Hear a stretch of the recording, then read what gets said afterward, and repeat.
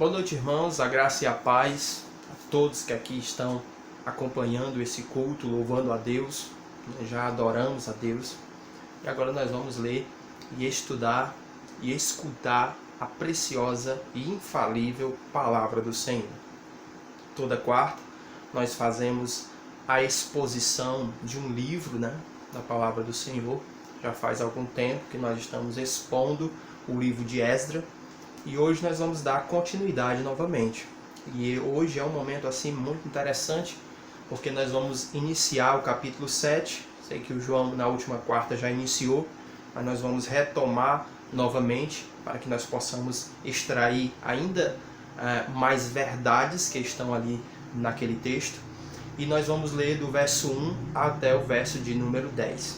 O capítulo 7 de Esdras é importantíssimo para que a gente compreenda toda a história. Lembrando, que essa história ela está dividida aí em 3 momentos, 3 grupos de personagens, 3 grupos de judeus que vão reedificar ali na proposta de reedificar Jerusalém.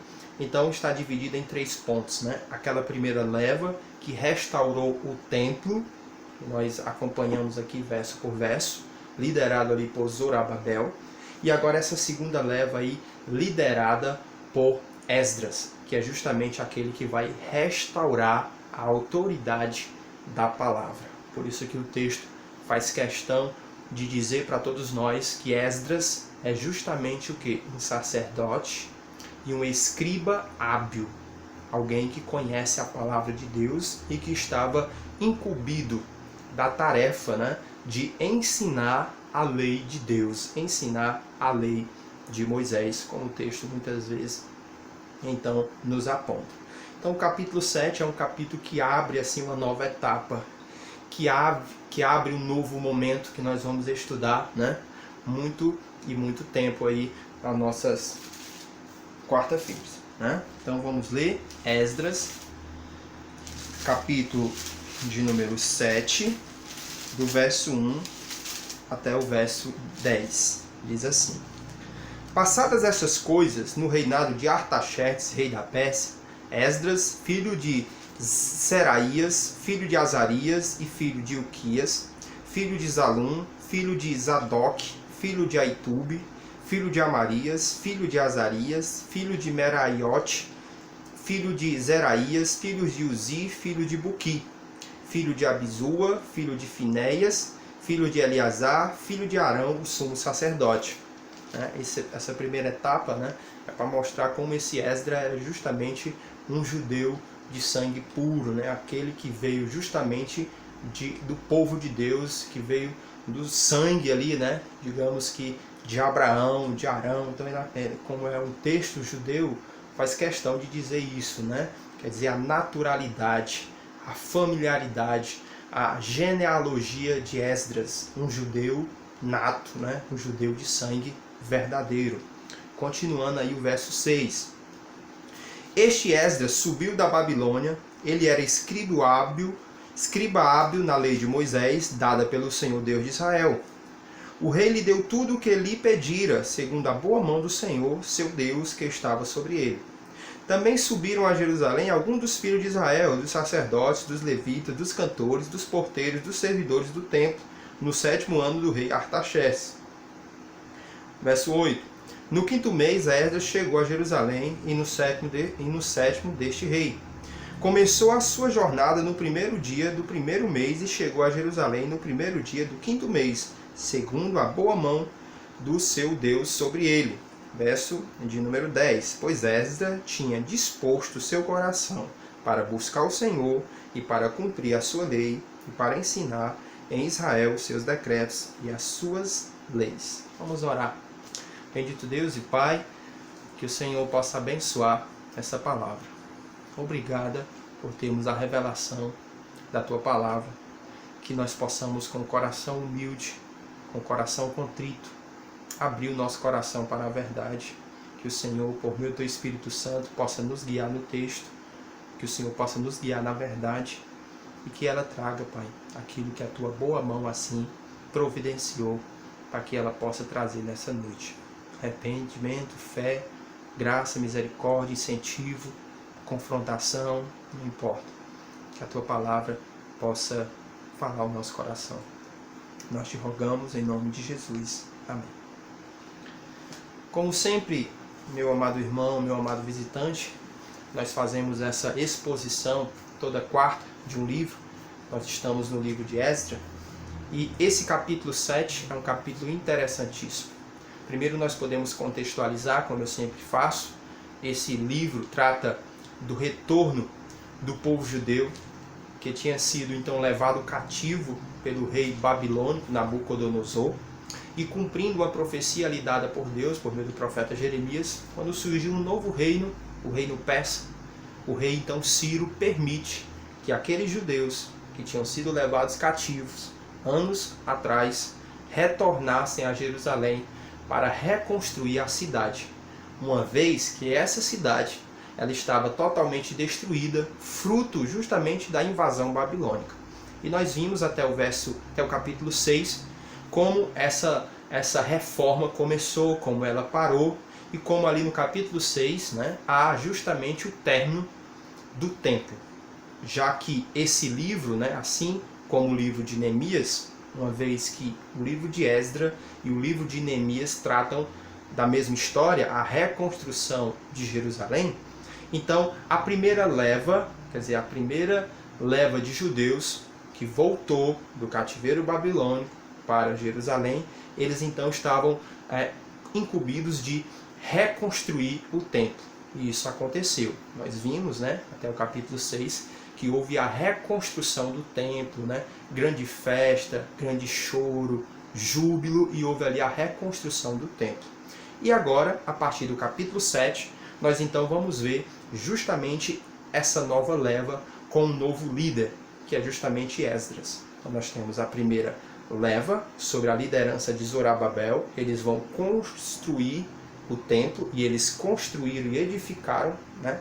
Reedificaram o templo, e agora eles vão reedificar a lei do Senhor. Aqui está a tarefa justamente de Esdras, né? Estabelecer a autoridade da palavra de Deus. Então é importante a gente fazer esse contexto.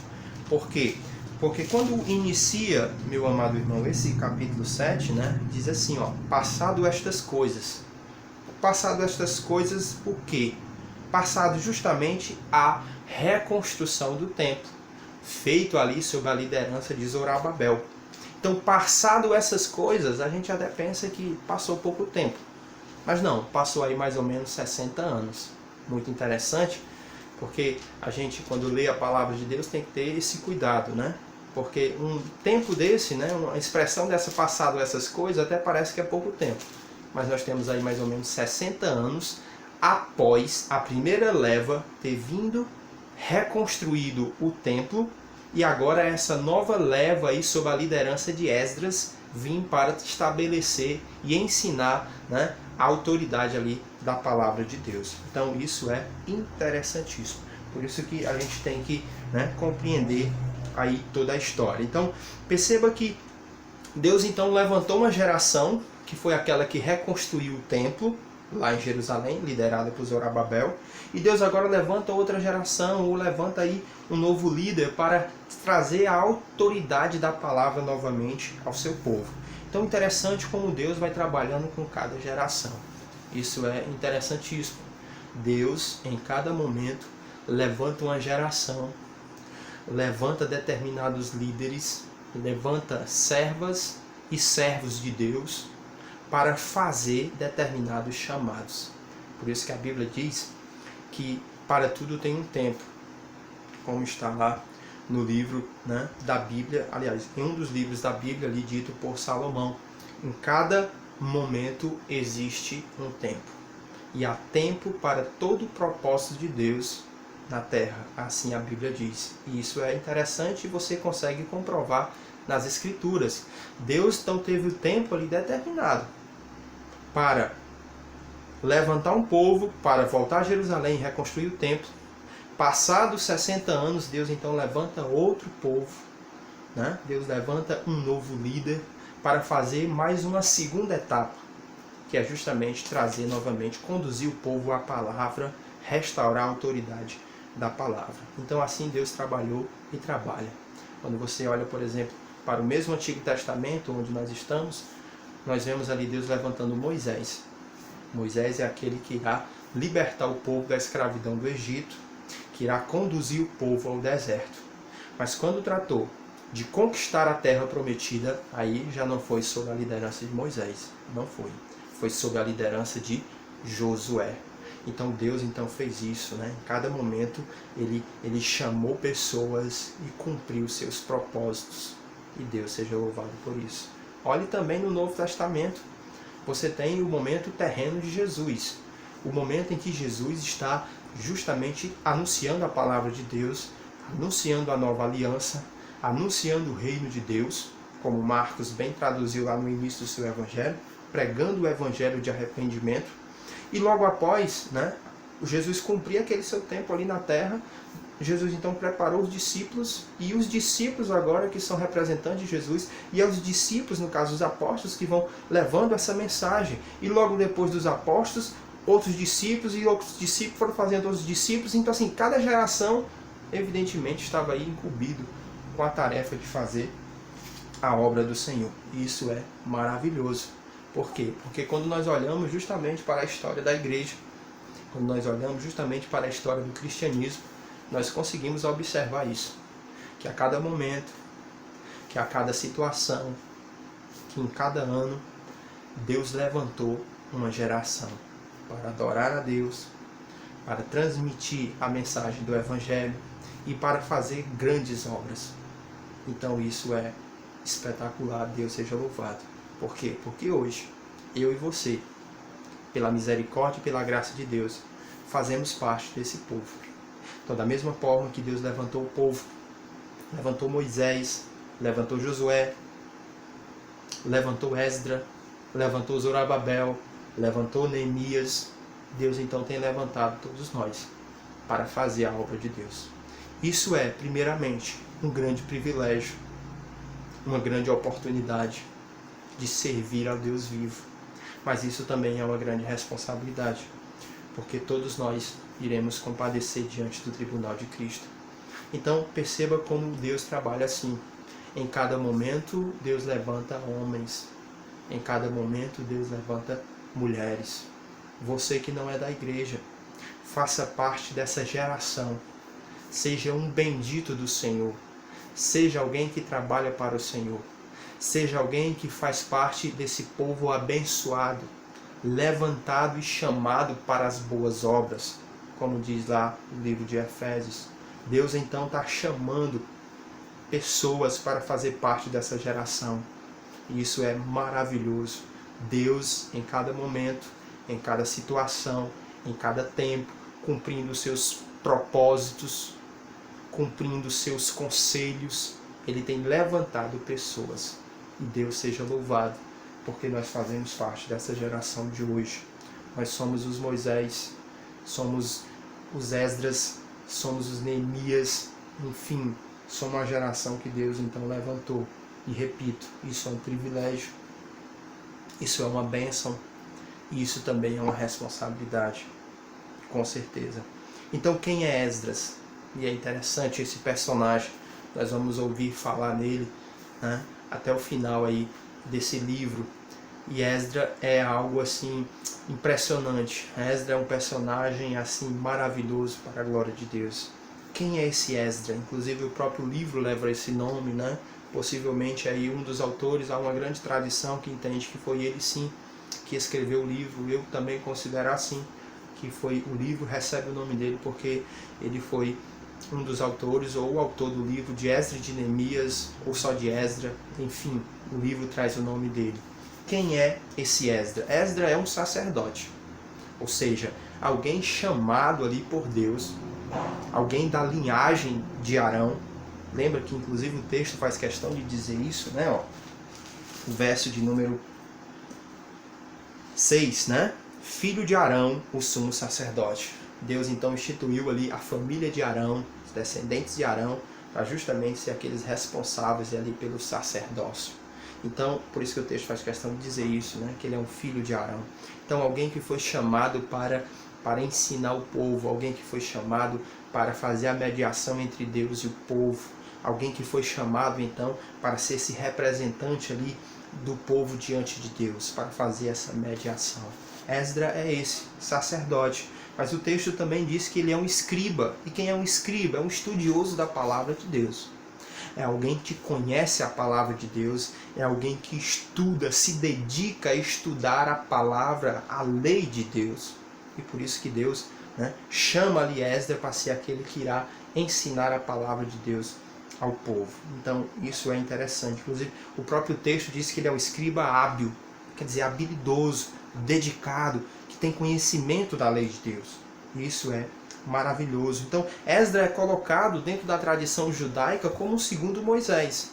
Então olha o peso de Esdras, um segundo Moisés, alguém que conduziu Israel a amar a lei de Deus, alguém que conduziu Israel para amar a palavra de Deus. Então alguém que deixou um legado. Moisés, ele é considerado aí, dentro da tradição judaica, como um homem extremamente usado por Deus, como um dos maiores profetas ali, líderes do Antigo Testamento, justamente pelo legado que ele fez, o legado que ele deixou, a sua fidelidade a Deus. Assim Esdra também deixou esse legado, esse amor do povo à palavra de Deus, de fazer com que o povo de Deus seja conhecido como o povo do livro, como o povo da palavra de Deus.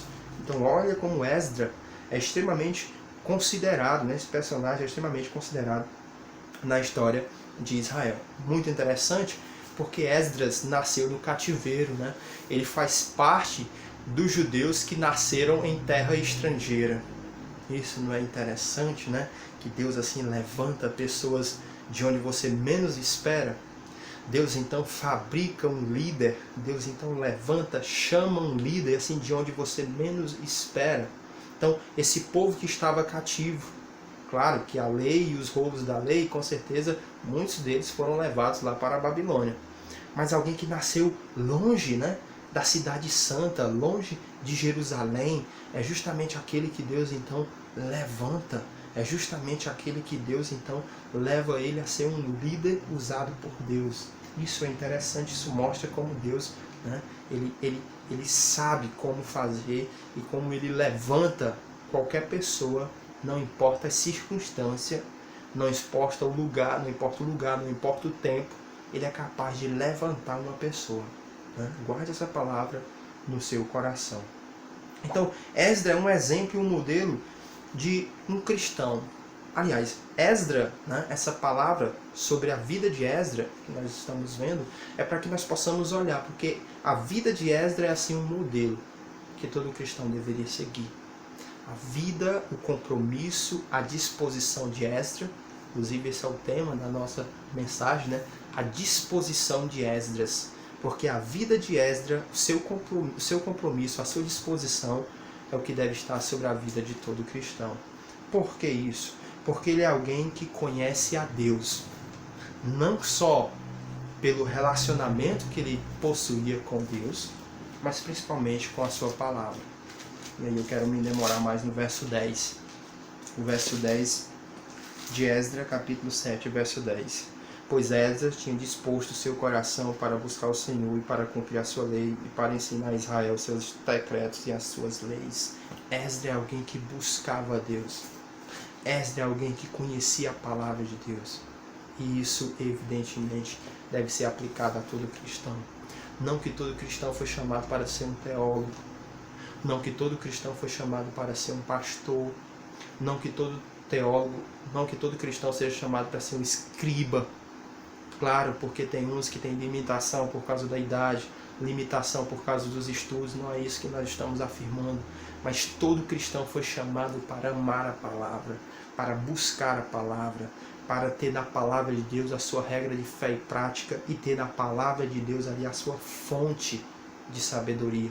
Como diz o Salmo 1, que é bem-aventurado aquele que medita na lei do Senhor de dia e de noite. Esdra é esse bem-aventurado que medita na lei do Senhor de dia e de noite. Por isso que Esdra é um modelo de que um cristão deve ser hoje. É um modelo, não no sentido que ele nunca errou, que ele seja referência, mas a Bíblia traz as suas virtudes como algo ali que deve ser evidentemente copiado por todos nós. Então, Esdras é alguém que conhece a Deus, que tem relacionamento com Deus, não só, né, por meio da busca de Deus, mas principalmente ali na busca da palavra. Na busca ali na palavra. Ele tem fome e sede de justiça, é isso que o verso 10 diz, que ele buscou, dispôs no seu coração a buscar a Deus. Quer dizer, ter fome de Deus. Alguém que quer saber o que Cristo fez, aplicando aqui para nós. Alguém que quer saber quais são as doutrinas da graça, o que o Evangelho diz, o que Noé fez, enfim, alguém que tem fome na palavra. Alguém que está interessado na palavra. Inclusive, isso é um grande termômetro para que nós possamos aferir a nossa intimidade e a nossa fome de justiça. Se nós amamos a palavra, é justamente essa dedicação à palavra, a busca da palavra, estar atento ao culto, estar atento à pregação. Isso, eu sempre digo, é um grande termômetro para saber que se a palavra de Deus ela tem importância para a sua vida. É justamente a sua dedicação na semana, a sua dedicação na hora do culto, a sua busca, a sua fome, a sua atenção pela palavra de Deus. Esdras é alguém que tem essa fome. Esdras estava disposto a obedecer, é isso que o verso 10 diz, né? Que ele estava disposto não só a buscar a Deus, mas obedecer a Ele. E aqui é uma característica, né, de um cristão, aquele que está disposto a obedecer a palavra de Deus. Esdras estava disposto não somente a buscar a Deus, não somente a obedecer, né? Eu vou ler novamente esse verso 10, que diz, né?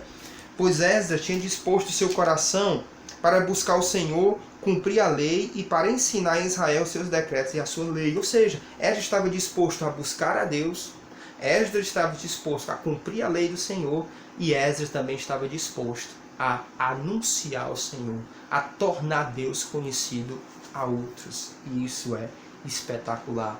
Por isso que eu considero, e isso está nas Escrituras, né, que a vida de Esdras, olhando para a vida de Esdras, é o que Deus deseja que todo servo dele também seja, também acompanhe.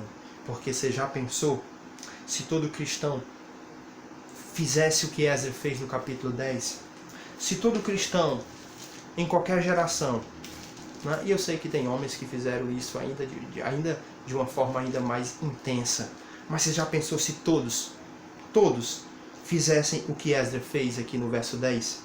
Pois Esdras tinha disposto seu coração para buscar o Senhor, para cumprir a sua lei e para ensinar a Israel os seus decretos e as suas leis. Você já pensou se todo cristão fizesse isso? Fizesse isso com afinco? Inclusive esse verso 10, porque Esdras tinha disposto no seu coração a buscar a Deus, a cumprir seus estatutos e a ensinar a lei de Deus a todo Israel, é o que traduz a vida de Esdras. Esse verso 10, né, é um versículo chave. Se você pegar qualquer Bíblia de estudo, esse é um dos versículos chaves, ou seja, um versículo que traduz todo aquele livro. Um versículo que consegue fazer uma síntese da vida de Esdras. É Esdras capítulo 7, verso 10. Então você já pensou se todo cristão cumprisse esse versículo?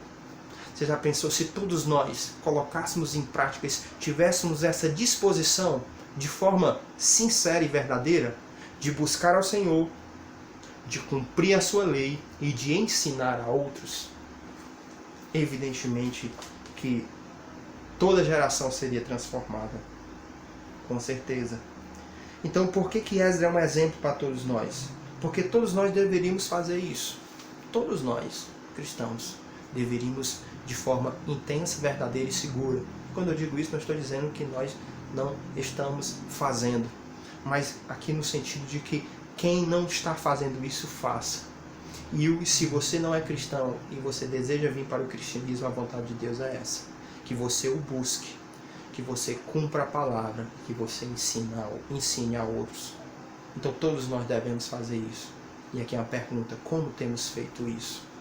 Como temos buscado a Deus? Que tempo nós temos dedicado a buscar a Deus? Que tempo nós temos dedicado para ser obediente? Estamos sendo obedientes e que tempo nós temos deixado para ensinar? Então, Esdras estava ali cumprindo o seu chamado. E que chamado era esse? O chamado de ser um sacerdote. Alguém que foi chamado, como diz lá Levítico 10, verso 8 e verso 11, alguém que foi separado para o quê? Para ensinar ao povo. Assim todo cristão, meu irmão. É por isso que eu repito, Esdra é o exemplo que todo cristão, Esdra fez aquilo que todo cristão deveria fazer. Alguém que foi separado. Esdra era um sacerdote que foi separado, não poderia ter determinadas relações, e ali fala sobre a separação, sobre a santificação. Então todo cristão foi separado.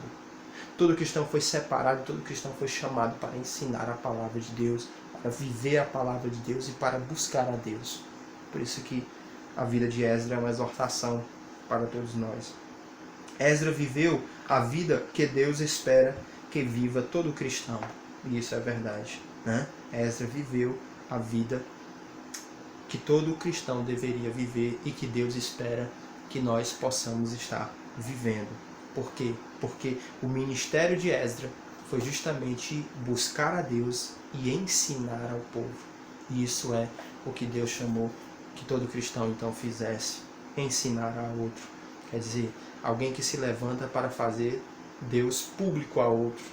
E por isso que Paulo diz a Timóteo, 2 Timóteo 2, o que de mim, entre muitos testemunhos ouvistes, confia-os a homens fiéis, que sejam idôneos, para que também ensine a outros homens. Percebe?